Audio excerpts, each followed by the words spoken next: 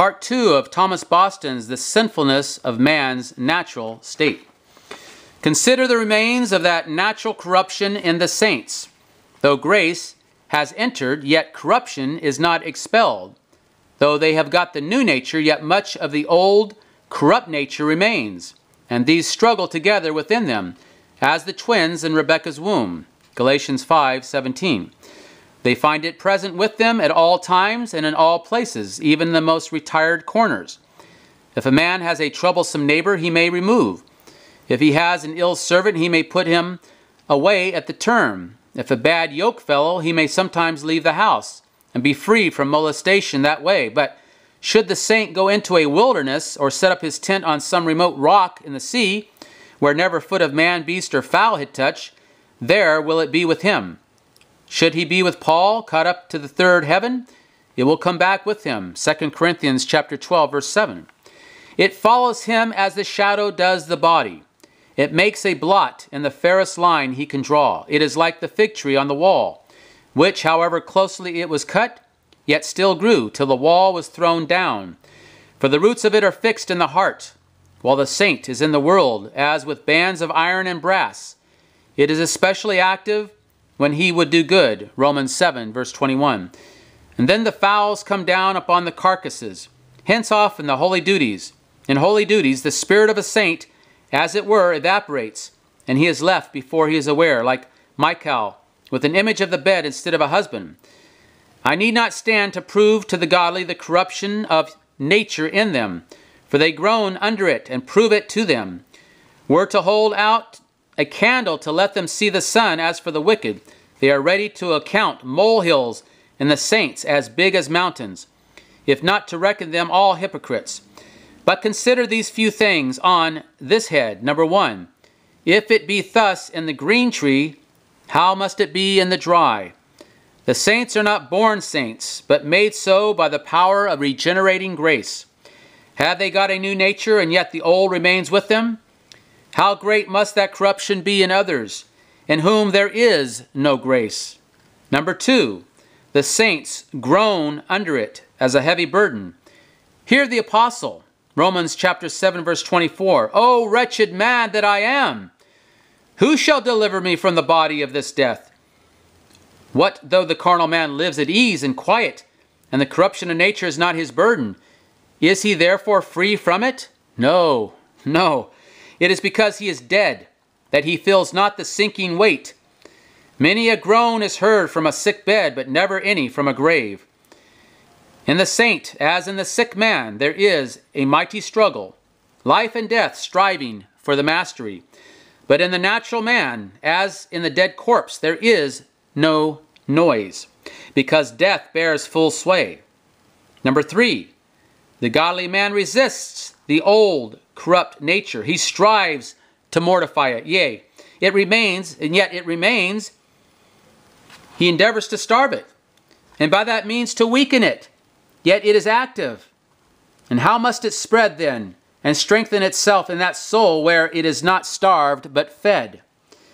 And this is the case of all the unregenerate who make provision for the flesh to fulfill the lust thereof. If the garden of the diligent afford him new work daily, in cutting off and rooting up, surely that of the sluggard must needs be all grown over with thorns. I shall add but one observation more, and that is, that in every man, naturally, the image of fallen Adam appears. Some children, by the features and lineaments of their face, do, as it were, father themselves. And thus we resemble our first parents. Every one of us bears the image and impression of the fall upon him. And to evince the truth of this, I appeal to the consciences of all in these following particulars. Is not sinful curiosity natural to us? And is not this a print of Adam's image? Genesis 3, verse 6. Is not man naturally much more desirous to know new things than to practice old, known truths? How much like old Adam do we look in this eagerness for novelties and disrelish of old, solid doctrines? We seek after knowledge rather than holiness, and study most to know those things which are least edifying. Our wild and roving fancies need a bridle to curb them, while good, solid affections must be quickened and spurred on. If the Lord, by his holy law and wise providence, puts a restraint upon us to keep us back from anything, does not that restraint whet the edge of our natural inclinations and make us so much the keener in our desires? And in this do we not betray it plainly, that we are Adam's children? Genesis chapter 3, verses 2 through 6. I think this cannot be denied, for daily observation evinces that it is a natural principle that stolen waters are sweet, and bread eaten in secret is pleasant. Proverbs chapter 9, verse 17. The very heathens were convinced that man was possessed with this spirit of contradiction, though they knew not the spring of it. How often do men let themselves loose in those things in which, had God left them at liberty, they would have bound up themselves? But corrupt nature takes a pleasure in the very jumping over the hedge. And is it not a repeating of our father's folly that men will rather climb for forbidden fruit than gather what is shaken off the tree of good providence to them, when they have God's express allowance for it? Which of all the children of Adam is not naturally disposed to hear the instruction that causes to err? And was not this the rock our first parents split upon? Genesis chapter 3, verse 4 through 6. How apt is weak man, ever since that time, to parley with temptations. God speaks once, yea twice, yet man perceives it not. Job 33, verse 14. But he readily listens to Satan. Men might often come fair off if they would dismiss temptations with abhorrence when first they appear. If they would nip them in the bud, they would soon die away. But alas, though we see the train laid for us and the fire put to it, yet we stand till it runs along and we are blown up with its force. Do not the eyes in our head often blind the eyes of the mind? And was not this the very case of our first parents? Genesis 3:6. Man is never more blind than when he is looking on the objects that are more pleasing, or rather most pleasing to sense. Since the eyes of our first parents were opened to the forbidden fruit, men's eyes have been the gates of destruction to their souls, at which impure imaginations and sinful desires have entered the heart, to the wounding of the soul, wasting of the conscience, and bringing dismal effects sometimes on whole societies, as in Achan's case, Joshua chapter 7, verse 21. Holy Job was aware of this danger from these two little rolling bodies, which a very small splinter of wood can make useless, so that with the king who durst not with his 10,000 meet him that came with 20,000 against him, Luke chapter 14, verses 31 and 32. He sends and desires conditions of peace. I made a covenant with mine eyes, Job 31:1. Is it not natural to us to care for the body, even at the expense of the soul? This was one ingredient in the sin of our first parents, Genesis chapter 3, verse 6. Oh, how happy might we be if we were but at half the pains about our souls that we bestow upon our bodies. If that question, what must I do to be saved? Acts 16:30 ran but near as often through our minds as these questions do. What shall we eat, or what shall we drink, or wherewithal shall we be clothed? Matthew 6:31. Then many a hopeless case would become very hopeful. But the truth is, most men live as if they were nothing but a lump of flesh, or as if their souls serve for no other purpose but, like salt, to keep their body from corrupting. They are flesh. John chapter 3, verse 6. They mind the things of the flesh, Romans 8:5. And they live after the flesh, verse 13. If the consent of the flesh be got to an action, the consent of the conscience is rarely waited for. Yea, the body is often served when the conscience has entered a protest against it. Is not every one by nature discontented with his present lot in the world, or with some one thing or other in it? This also was Adam's case. Genesis 3, 5 through 6. Some one thing is always wanting or lacking, so that man is a creature given to changes. If any doubt this, let him look over all their enjoyments, and, after a review of them, listen to their own hearts. And they will hear a secret murmuring for want of something, though perhaps if they considered the matter right or correctly, they would see that it is better for them to want or to lack than to have that something. Since the hearts of our first parents flew out at their eyes on the forbidden fruit, and a night of darkness was thereby brought on the world, their posterity have a natural disease, which Solomon calls the wandering of the desire, or, as the word is, the walking of the soul. Ecclesiastes chapter 6, verse 9. This is a sort of diabolical trance, wherein the soul traverses the world, feeds itself with 1,000 airy nothings, snatches at this and the other created excellency in imagination and desire, goes here and there and everywhere except where it should go. And the soul is never cured of this disease till conquering grace brings it back to take up its everlasting rest in God through Christ. But till this be, if man were set again in paradise, the garden of the Lord, all the pleasures there would not keep him from looking, yea, and leaping over the hedge a second time. Are we not far more easily impressed and influenced by evil counsels and examples than by those that are good? You will see this was the ruin of Adam. Evil example to this day is one of Satan's master devices to ruin men.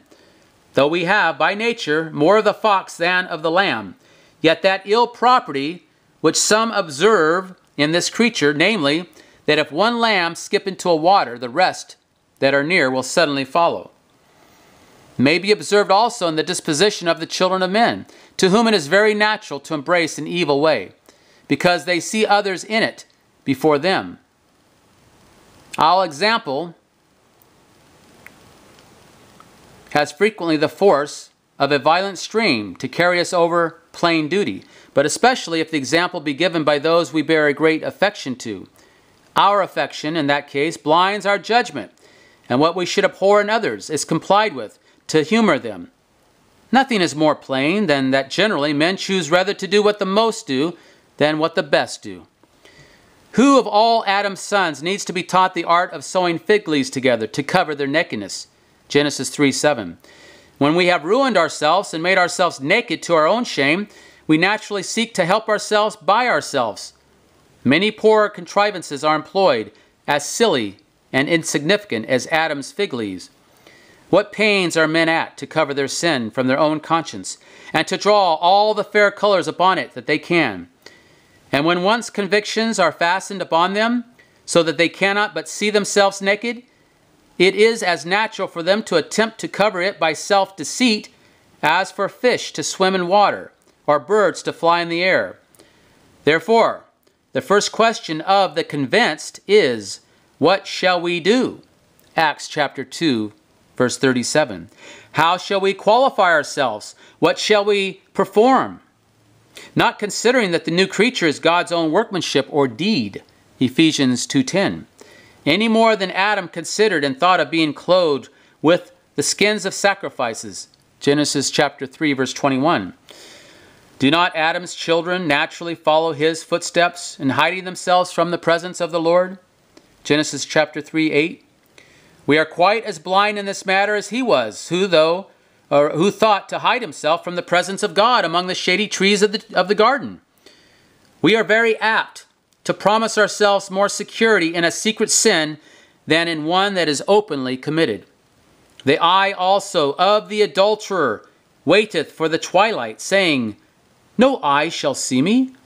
Job chapter 24, verse 15. Men will freely do that in secret which they would be ashamed to do in the presence of a child, as if darkness could hide from the all-seeing God. Are we not naturally careless of communion with God? Aye, and averse to it. Never was there any communion between God and Adam's children where the Lord himself had not the first word. If he were to let them alone, they would never inquire after him. I hid me, Isaiah chapter 57:17 says. Did he seek after a hiding God? Very far from it. He went on forwardly in the way of his heart. How loath are men to confess sin, to take guilt and shame to themselves. Was it not thus in the case before us? Genesis chapter 3, verse 10. Adam confesses his nakedness, which could not be denied, but says not one word of his sin. The reason of it was he would fain have hid it if he could. It is as natural for us to hide sin as to commit it. Many sad instances thereof we have in this world, but a far clearer proof of it we shall get at the day of judgment, the day in which God shall judge the secrets of men. Romans chapter 2, verse 16. Many a foul mouth will then be seen, which is now wiped, and saith, I have done no wickedness. Proverbs chapter 30, verse 20. Is it not natural for us to extenuate our sin and transfer the guilt upon others? When God examined our guilty first parents, did not Adam lay the blame on the woman? And did not the woman lay the blame on the serpent? Genesis chapter 3, verses 12 and 13. Now Adam's children need not be taught this hellish policy, for before they can well speak, if they cannot get the fact denied, they will cunningly lisp out something to lessen their fault and lay the blame upon others. Nay, so natural is this to men, that in the greatest sins they will lay the fault upon God himself. They will blaspheme his holy providence under the mistaken name of misfortune or ill luck, and thereby lay the blame of their sin at heaven's door. And was not this one of Adam's tricks after his fall? And the man said, the woman whom thou gavest to be with me, she gave me of the tree, and I did eat. Genesis 3:12. Observe the order of the speech. He makes his apology in the first place, and then comes his confession. His apology is long, but his confession very short. It is all comprehended in one word, and I did eat. How pointed and distinct is his apology, as if he was afraid his meaning should have been mistaken. The woman, says he, or that woman, as if he would have pointed the judge to his own works, of which we read, Genesis 2:22. There was but one woman then in the world, so that one would think he needed not to have been so nice and exact in pointing at her. Yet she is as carefully marked out in his defense as if there had been 10,000. The woman whom thou gavest me. Here he speaks as if he had been ruined with God's gift. And to make the gift look blacker, it is added to all this, thou gavest to be with me as my constant companion, to stand by me as a helper. This looks as if Adam would have fathered an ill design upon the Lord in giving him this gift. And, after all, there is a new demonstrative here. Before the sentence is complete, he says not, the woman gave me, but the woman, she gave me, emphatically, as if he had said, she, even she, gave me of the tree. This much for his apology. But his confession is quickly over, in one word, as he spoke it, and I did eat.